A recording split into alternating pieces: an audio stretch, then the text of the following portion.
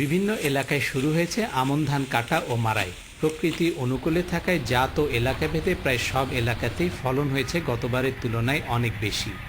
বিনা ধানের ফলন এবার বেশি, মানে তুলনামূলক, বুঝছেন।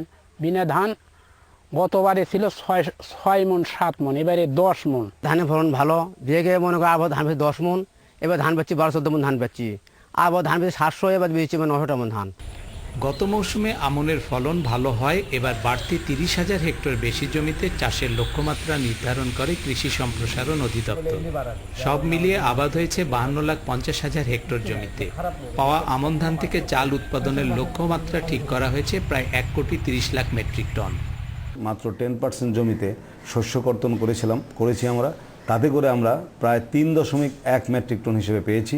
যেরকম দেখছি ফসলের অবস্থা, তাতে আমরা আশা করছি যে এই বছর প্রায় 3.2 মেট্রিক টন হিসাবে প্রতি হেক্টর চাল আকারে আমরা পাবো। তাতে করে আমাদের উৎপাদন আরও বাড়বে।